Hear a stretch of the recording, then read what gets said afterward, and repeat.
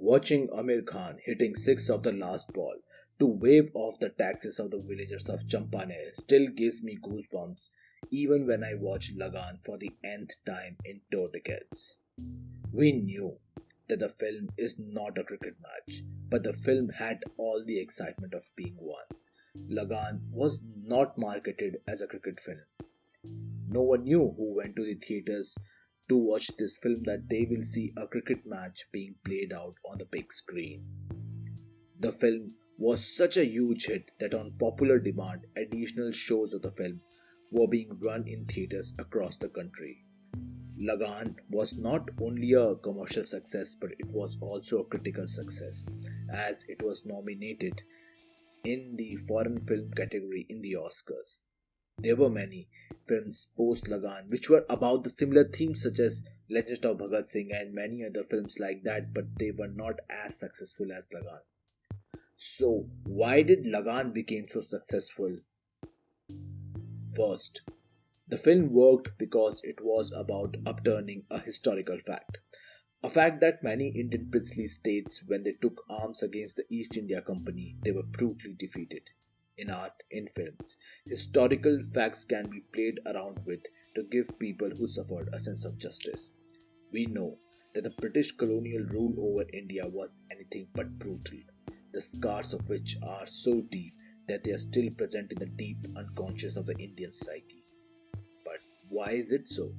Why we are not able to recuperate from the trauma of the colonial rule, which ended more than 70 years ago? And what does it have to do with the success of Lagan? The British colonial rule in India justified its legitimacy by implanting in the mind of the Indians that their culture is inferior to the culture of the Britishers. The fact that today a person who is able to speak English well and is up to date with what is going on in the Western culture sphere is considered more cultured than someone who is not reflects how deeply ingrained the colonial mindset is in India still today. The fact that we see colonial culture as one which was more culturally rich than ours goes on to show that how much we revere the Britishers for colonizing us.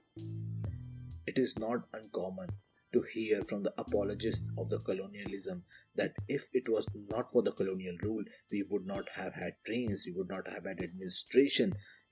Many Indians think that the reason for colonizing India by Britishers was good for the India in the long run.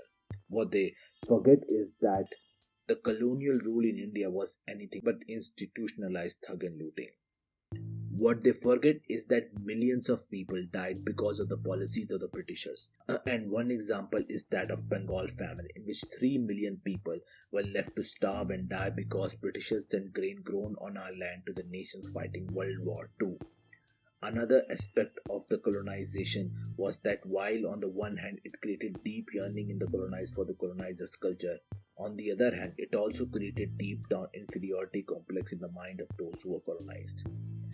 The power dynamics between the empire and the subcontinent became very similar to that of master-slave relationship. In a master-slave relationship, the master keeps the slave subjugated, while the slave admires the master for its superiority, but deep down, the slave also hates the master and wants to beat him down at any cost. And it is because of this you see Indians rejoicing when in film villagers of Champaner beat the Britishers in the game of cricket. The feeling of triumph the colonized feel after beating the colonizer just never goes away. The second reason why the film was so successful was because, as a cricket loving nation, we find it hard to separate the love we have for the game versus the pride it gives us when we win. Why in India, winning in cricket is always more important than just playing the game?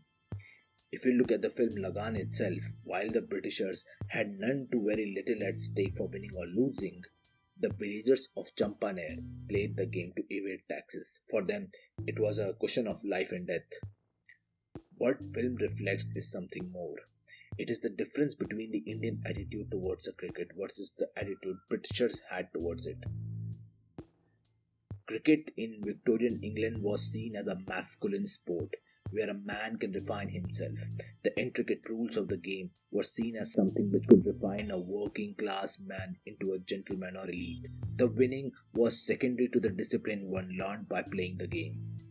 Having proper technique for batting and bowling was essential as it reflected how well a man has been able to temper himself in accordance to the rules of the Victorian society.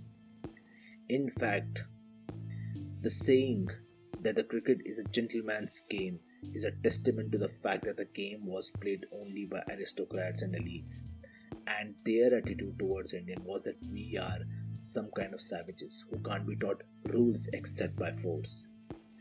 The character of Captain Russell embodies that aspect, and that is why he challenges Bhuvan for the game of cricket. Because he wanted to show Bhuvan that he can't be as civilized as they are, and thereby are not fit enough to have a say in their own governance. Bhuvan, on the other hand, embodies the character of a Desi modernist, someone who admires some of the cultural aspects of the Britishers, someone who does not paint every Britisher as bad and treats everyone equally.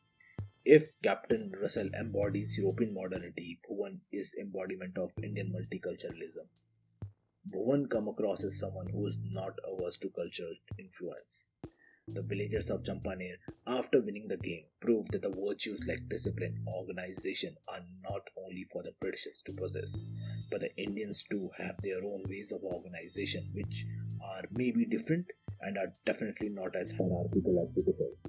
As you can see in some of the scenes that unlike the British society of that era, the whole village of Champaner works collectively to help their team win the game. And the work is distributed among everyone equally, which is in stark contrast to the way British went about producing the kits, which at that time were being produced in some remote factories in England. That is not to say that India was an idyllic place where everyone lived in peace and harmony before Britishers came. India had its problem even before Britishers came to the show. The society was stratified into caste, in which most underprivileged castes were looked down upon and were distanced by the upper caste.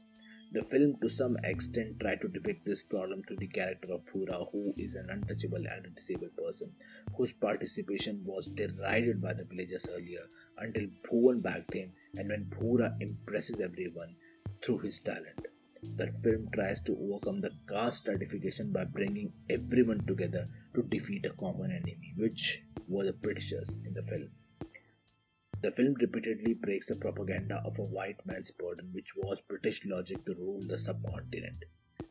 The villagers of Champaran in the film prove that not only they can discipline themselves but also can beat the Britishers in their own game. The film makes a larger statement that Indians can adopt modernity very well and can even beat Britishers too.